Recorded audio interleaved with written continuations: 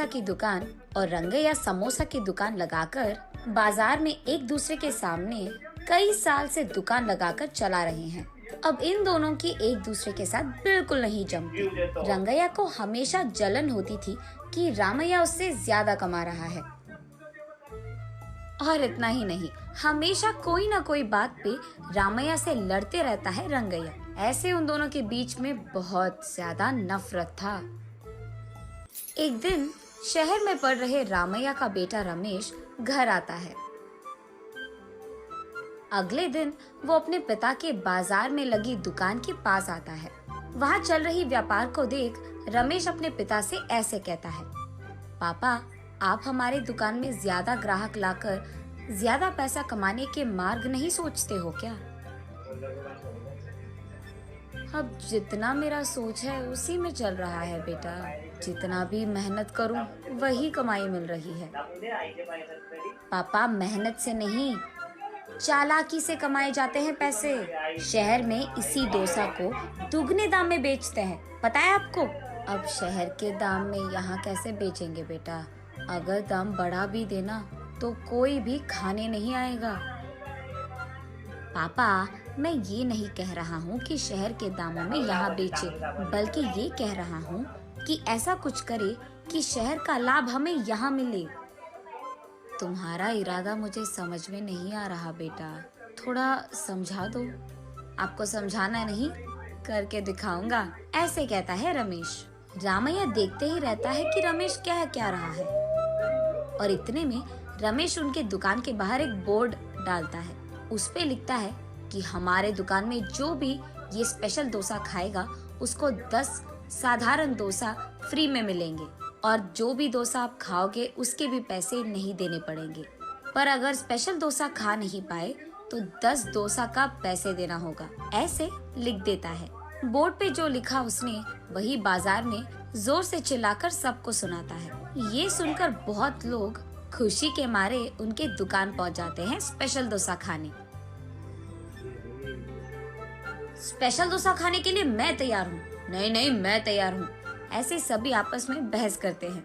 तब रमेश उनके दुकान के बगल में एक बड़ा सा टेबल और चेयर लगाकर जो भी इस प्रतियोगिता में शामिल होना चाहते हैं उनको एक के बाद एक इस कुर्सी पे बैठना होगा, ऐसे कहता है। उसके बाद ठीक उस टेबल के जितना बड़ा डोसा वो बनाकर वहाँ लाता है और उस कुर्सी में बैठे आदमी के सामने पेश करता है। वहाँ मौजूद सारे लोग यही सोचते रहते हैं कि वो आदमी उस डोसा को खा पाएगा कि नहीं। आधा डोसा खाकर वो आदमी, मुझसे अब नहीं होगा, ऐसे कहकर हार मानकर वो 10 डोसा के पैसे देकर वहाँ से चले जाता है।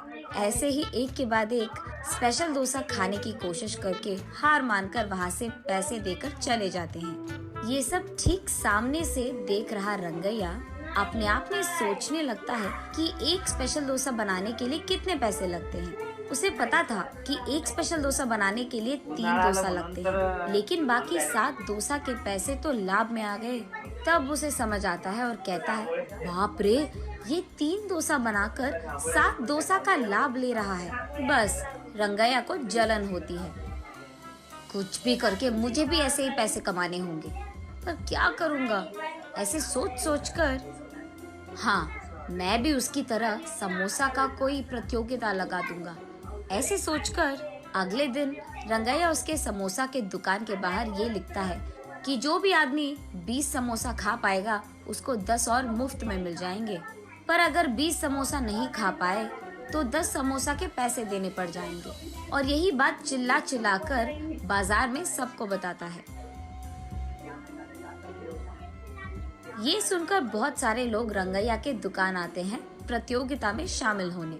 जो लोग आते हैं उनमें से कई सारे आसानी से 20 रंगैया को बहुत गुस्सा आ जाता है, इसीलिए वो उसके दुकान के सामने से बोर्ड हटा देता है। वो किसी को मुंह दिखाने लायक नहीं रहता है, इसीलिए बंडी को लेकर अपने घर की ओर बढ़ते रहता है। आज तो मैं 1 भी रुपए नहीं कमाया और उल्टा जो भी समोसे थे वो भी बेच दिया मुफ्त में। उसे चक्कर आकर वो नीचे गिर जाता है। आंखें खोलने पर रंगैया एक अस्पताल के बेड पर रहता है। उसके बगल में उसकी बीवी रहती है। मुझे क्या हुआ?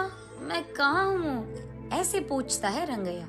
आपको चक्कर आकर नीचे गिर गए थे, कोई अजनबी आपको यहाँ छोड़ गया, ऐसे कहती है रंगैया की पत्नी।